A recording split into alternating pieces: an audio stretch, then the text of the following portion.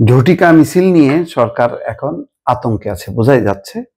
ঝটিকা মিছিল নিয়ে আওয়ামী লীগ রাজপথে মিছিল করছে, ঝটিকা মিছিল নিয়ে হামলা হচ্ছে। এই ঘটনাগুলো সরকারকে যথেষ্ট রকম বিচলিত করেছে, এটা পরিষ্কার।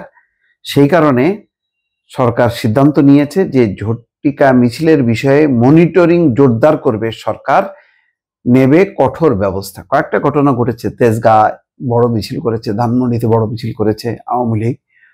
অন্যদিকে ওই ধরনেরই মিছিল নিয়ে নূরের উপরে, জাতীয় পার্টির উপর হামলা হয়েছে।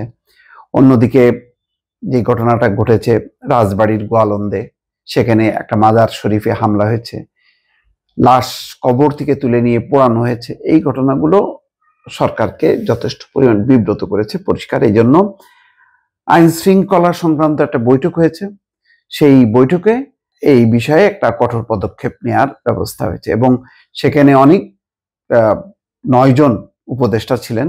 সালাউদ্দিন আহমেদ, ওয়াহিদুদ্দিন মাহমুদ, আসিফ নজরুল, স্বরাষ্ট্র উপদেষ্টা জাহাঙ্গীর আলম চৌধুরী, শিল্প উপদেষ্টা আদিলুর রহমান খান, ফাউজুল কবির খান, রেজওয়ানা এবং আসিফ মাহমুদ, সজীব ভুইয়া, ব্রিগেডিয়ার এম সাখাওয়াত, খলিলুর রহমান, অন্যান্য ঊর্ধ্বতন কর্মকর্তারাও ছিলেন।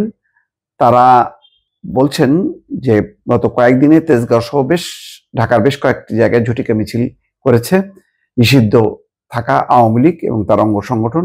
এসব ঘটনায় বেশ কয়েকজনকে আটক করেছে পুলিশ। এছাড়া রাজবাড়ির গোয়ালন্দে নুরুল হক ওরফে নুরাল পাগলার দরবার শরীফে হামলা ভাঙচুর হয়েছে। নুরাল পাগলার লাশ কবর থেকে তুলে পুড়িয়ে দেওয়া সহ গত কয়েকদিনে নানা রকম অপরাধমূলক কাজ হয়েছে। সেই কারণে শফিকুল আলম প্রেস সেক্রেটারি প্রেসকে জানাচ্ছেন, বৈঠকে সিদ্ধান্ত হয়েছে যে ঝটিকা মিছিল সহ বেআইনি সমাবেশের বিষয়ে মনিটরিং জোরদার করতে হবে। এর নেপথ্যে যারা সক্রিয় রয়েছেন তাদের বিরুদ্ধে কঠোর আইনি ব্যবস্থা নেওয়া হবে। প্রেস সচিব বলছেন, বৈঠকে আলোচনা হয়েছে, ফ্যাসিবাদী শক্তি যখন দেখছে যে দেশ নির্বাচনের দিকে এগিয়ে যাচ্ছে এবং জুলাই হত্যার সঙ্গে জড়িত ব্যক্তিদের বিচার দ্রুতই এগোচ্ছে, তখন তারা বেপরোয়া হয়ে উঠছে। এর ফলে তারা দেশে শান্তি বিনষ্ট করার জন্য, গণতান্ত্রিক অগ্রযাত্রাকে ব্যাহত করার জন্য সর্বাত্মক শক্তি নিয়ে মাঠে নেমেছে। এটা এখন শুধু আইন শৃঙ্খলার পরিস্থিতি নয়, এটা একটা জাতীয় নিরাপত্তা ইস্যু হয়ে দাঁড়িয়েছে। বৈঠকে বলা হয়, দেশের সার্বিক নিরাপত্তার স্বার্থে ন্যূনতম ছাড় দেওয়া হবে না।